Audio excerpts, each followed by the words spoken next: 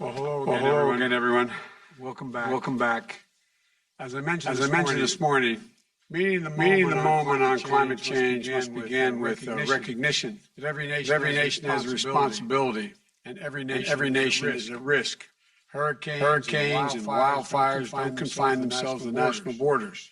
Instability and displacement in one country has ripple effects that are felt throughout the regions and across the world. Taking on climate change together is more than just the right thing to do. It's also in everyone's best interest to do it. Meeting this challenge is going to require mobilizing financing at an unprecedented scale. The private sector is already recognizing this. They know that climate change is more than a threat. It also presents the largest job creation opportunities in history. Hundreds of billions of dollars are already being invested worldwide every year, supporting projects to help build resilient economies with net zero emission goals. But the private sector has more it can do and must do. Let's be clear. Even then, the private sector can't meet these challenges alone. Governments need to step up, and they need to lead. We have a role to play in making sure that material climate risks, the financial system are measured, disclosed, and mitigated. If Wall Street is pumping billions of dollars into businesses, it could be turned upside down when the next storm comes. And we know there will be more storms. Wall Street needs to make clear the risk it's taking on. Those dollars being invested are often the hard-earned savings of our workers. Pensions. We can't take steps to protect our workers. If we don't step up, we have to be able to move forward from the downside deal then into the upside and strengthen the resilience of our financial system. I've directed my team to develop an approach to do exactly that. All of our nations must stand together in shifting policies on public investment as well. To invest in breakthrough technologies, to finally end fossil fuel subsidies, to help the world's most vulnerable nations and those bearing the least responsibility for the climate crisis cope with the devastating impacts of the climate crisis. To help developing economies leapfrog to clean technologies of tomorrow.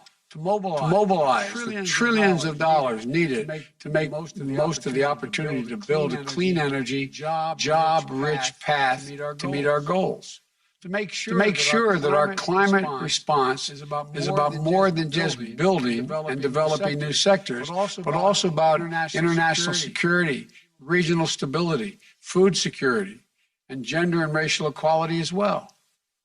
Our shared goal of mobilizing $100 billion per year in developing countries is critical for achieving that. It's an investment that's going to pay significant dividends for all of us. And to help meet that goal, the United States will double its by 2024, our annual public climate financing development to developing countries. Compare that to what we were providing during the second half of the Obama-Biden administration. At the same time, we intend to triple our public financing for climate application in developing countries by 2024, recognizing the dividends that pays in reducing cost of disasters and conflicts are avoided. Our Development Finance Corporation is committing to net zero emissions through its investment portfolio by 2040 and to increase climate-focused investments to 33% of all new investments beginning in 2023, the earliest of any country. In addition, today we are issuing America's first ever International Climate Finance Plan. This plan represents our vision for financing the global climate response in a coordinated way. It lays out specific steps that federal agencies of the United States will take to increase both the quality and quantity of climate financing. And it will help us spur the private sector to contribute more to climate solutions in developing nations and here at home as well. You know, this moment demands urgency. Good ideas and good intentions aren't good enough. We need to ensure that the financing will be there, both public and private, to meet the moment on climate change and to help us seize the opportunity for good jobs, strong economies, and a more secure world.